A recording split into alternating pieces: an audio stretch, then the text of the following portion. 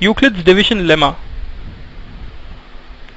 Euclid, who was a Greek mathematician, initiated a new way of studying geometry. He is famous for his elements of geometry and has made significant contributions to the number theory. Among them, the most famous is Euclid's lemma. A lemma is a proven statement used to prove other statements. Euclid's division algorithm is based on this lemma.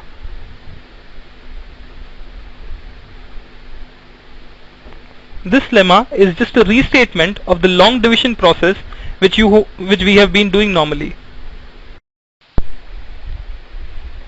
Let us consider the division of one positive integer by another.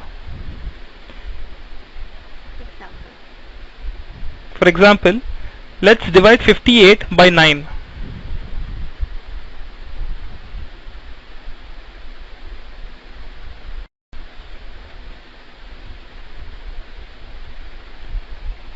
While carrying out this division, we have to think about the largest multiple of 9 which does not exceed 58, so that after subtraction the remainder 4 is less than the divisor 9. The result of this division is that we get two integers, 6 which is the quotient and 4 which is the remainder. This can also be represented as follows. 58 is equal to 9 into 6 plus 4. And over here, as we can see, 4 is greater than or equal to 0 and is lesser than 9. Let's now apply the same procedure for some other pairs of integer division to see if this representation is possible for them as well. Let's take the first example as 25 and 7. 25 can also be represented as 7 into 3 plus 4. As we can see, 4, which is the remainder, is lesser than 7, which was the divisor, and is more than or equal to 0.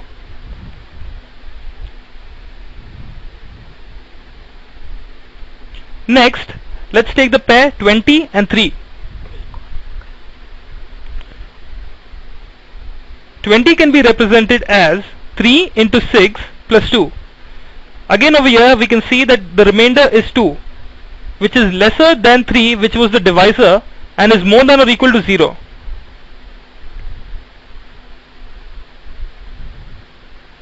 Now let's take 7 and 15. 7 can be represented as 15 into 0 plus 7. The remainder 7 over here is lesser than the divisor 15 and is more than or equal to 0.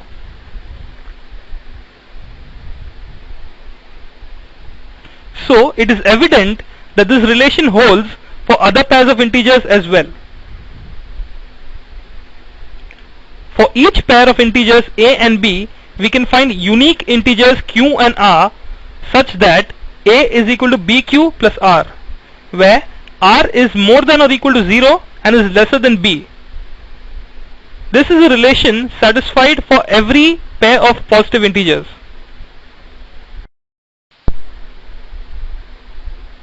Let's state the Euclid's division lemma now. If a and b are two positive integers, then there exist unique integers q and r such that a is equal to bq plus r and r is more than or equal to 0 and lesser than b. If b completely divides a, then r, the remainder, is equal to 0, or else r satisfies the greater inequality that r is more than 0 and lesser than b.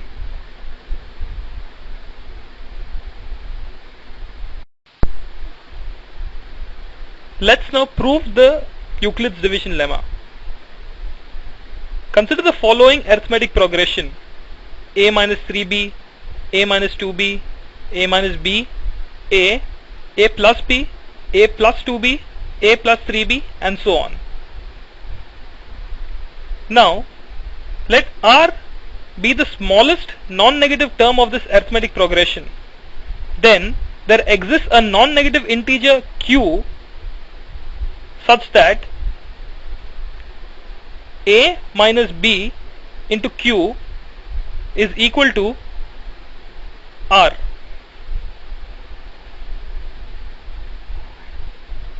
Or in other words, a is equal to bq plus r.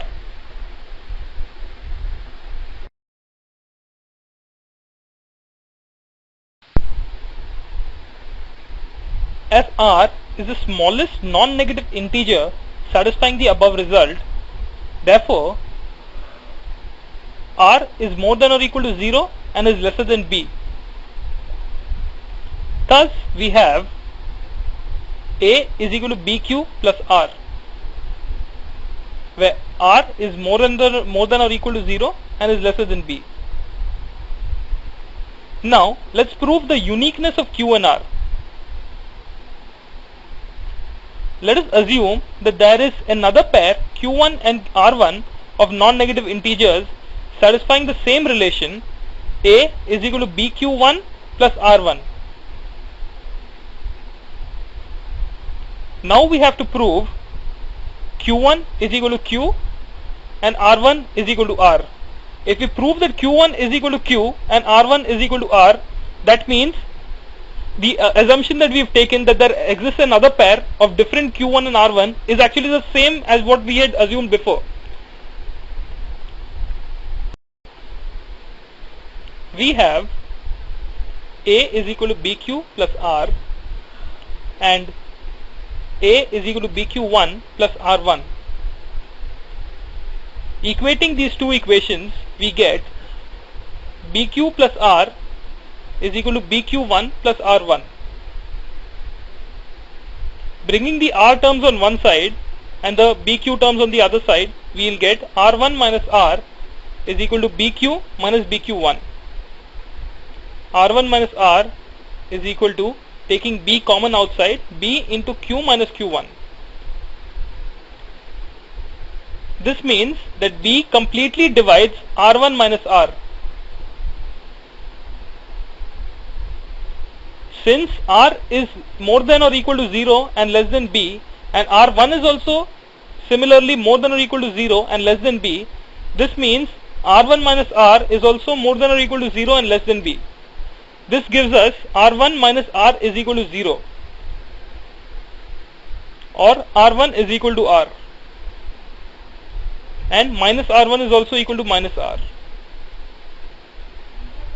So a minus r1 is equal to a minus r. Adding a on both sides, this gives bq1 is equal to bq. Since bq is equal to a minus r and bq1 is equal to a minus r1.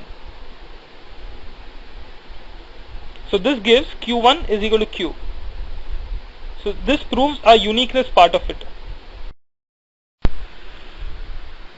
Let's now solve some tricky problems using the Euclid's division lemma.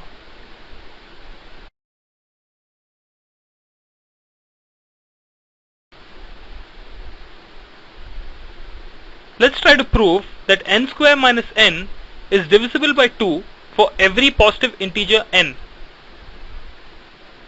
For any integer n, the integer n should be of the form of 2q or 2q plus 1 for any q. Case 1, when n is equal to 2q. In this case, n square minus n will be equal to 2q the whole square minus 2q, which is equal to 4q square minus 2q, which on further factorization we get 2q into 2q minus 1. So that means n square minus n is equal to 2r, for r is equal to q into 2q minus 1. This shows that n square minus n will be divisible by 2 in this case for any q. Case 2, when n is equal to 2q plus 1. N square minus n is equal to 2q plus 1 the whole square minus 2q plus 1. On taking 2q plus 1 the common factor outside, we get 2q plus 1 into 2q plus 1 minus 1, which is equal to 2q into 2q plus 1.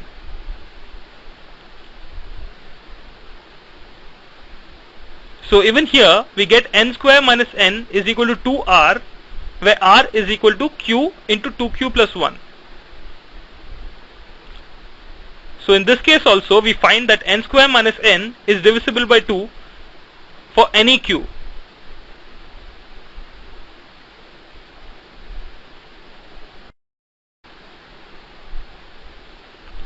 Let's now try solving another problem using the Euclid's division lemma.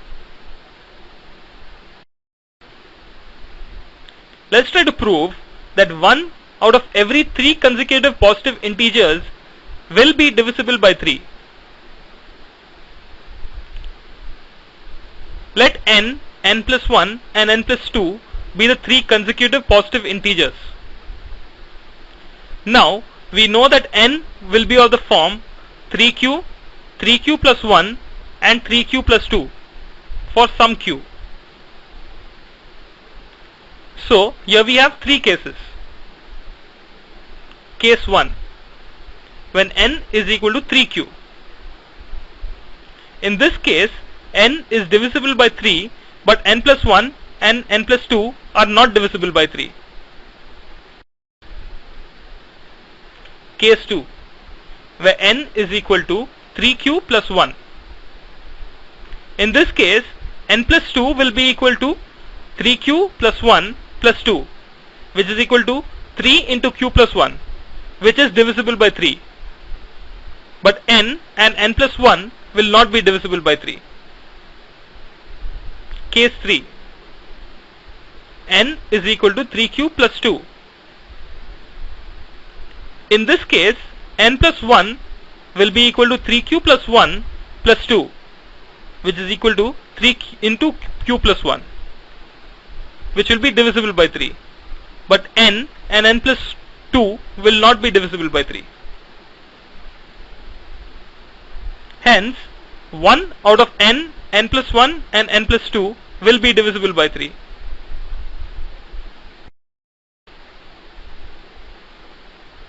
So you must now be quite clear as to how we apply Euclid's division lemma. In this session we will learn Euclid's division algorithm. As we learned earlier, the Euclid's division lemma is just a restatement of the long division process. Here in this session we will learn one more application of Euclid's division lemma, which is the Euclid's division algorithm. This algorithm is the algorithm to calculate the HCF of two positive given numbers. What is a common divisor? If an integer c divides integers x1, x2, x3 till xn, then c is called the common divisor of these integers. For example, 42 divided by 7 gives 6. 63 divided by 7 gives 9. This means 7 is the common divisor of 42 and 63. Similarly, note that 1 is the common divisor of all positive integers. 2 divided by 1 is equal to 2. 77 divided by 1 is equal to 77. 12 divided by 1 is equal to 12. 612 divided by 1 is equal to 612. This way we can find as many examples as we want. This is because 1 completely divides all positive integers. Multiple common divisors. 2 or more integers may have many common divisors. For example, 24 can be 2 into 12, it can be 3 into 8, it can be 6 into 4, it can be 1 into 24. And 42 can be 2 into 21, 3 into 14, 6 into 7, 1 into 42.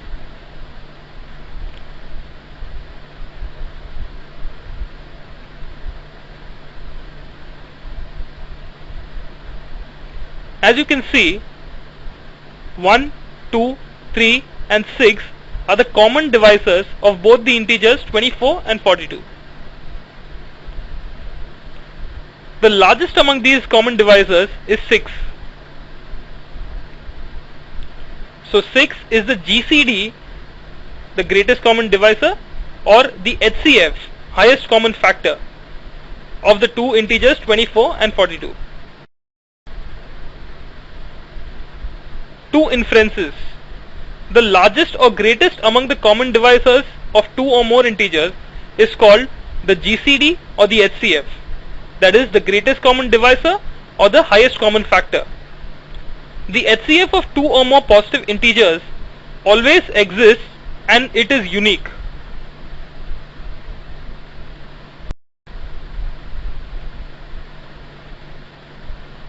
Theorem. If a and b are positive integers such that a is equal to bq plus r, then every common divisor of a and b is a common divisor of b and r. Let's prove this. Let C be a common divisor of A and B. Then, since C completely divides A is equal to CQ1 for some integer Q1. And since C completely divides B is also equal to CQ2 for some integer Q2. Now, A is equal to BQ plus R, or R is equal to A minus BQ. Making the substitutions, R is equal to CQ1 minus CQ2 into Q.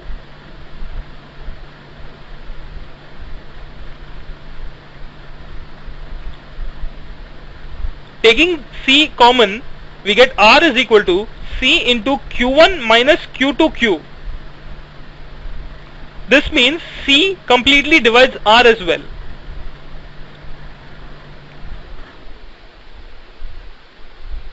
C completely divides R and C completely divides B.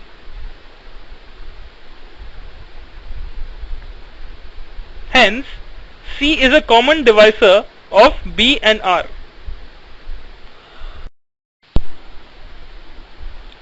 So, a common divisor of A and B is a common divisor of B and R also. Conversely, let D be a common divisor of B and R. Then, D completely divides B. Therefore, B is equal to R1 into D for some integer R1. And D completely divides R also. So R is equal to R2 into D for some integer R2. We will now show that D is a common divisor of A and B.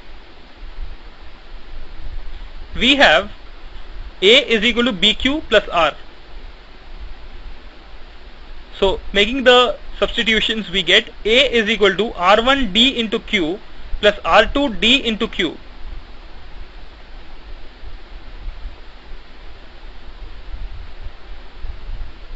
So that means A is equal to D into R1Q plus R2Q. Or we can say that D completely divides A as well. So this means D divides A and D divides B also. Since our initial assumption itself was that D completely divides B as well. Therefore, D is a common divisor of both A and B. Let's solve an example by using the Euclid's division algorithm. How can we use the algorithm to find the HCF of 210 and 55? The given integers are 210 and 55, where 210 is more than 55. Applying Euclid's division lemma to 210 and 55, we get,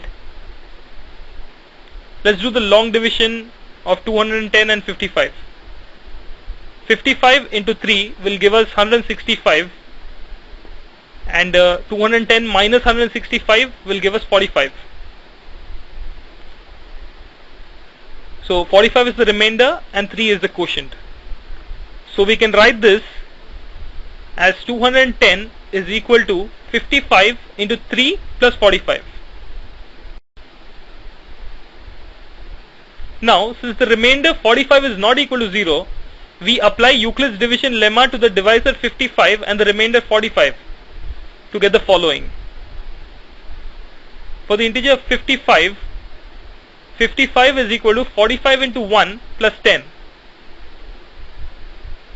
Since the long division of 45 and 55, we would have got the remainder as 10 and the quotient as 1. Now, in the same way we apply the division lemma to the new divisor 45 and the new remainder 10 to get 45 is equal to 10 into 4 plus 5. The long division of 45 by 10 would have given us the remainder 5 and quotient 4. That's why we get 45 is equal to 10 into 4 plus 5. Now we consider the new divisor 10 and the new remainder 5 and apply the Euclid's division lemma again to get 10 is equal to 5 into 2 plus 0. The remainder at this stage is 0. So the divisor at this stage or the remainder at the previous stage is the HCF of the integers 210 and 55.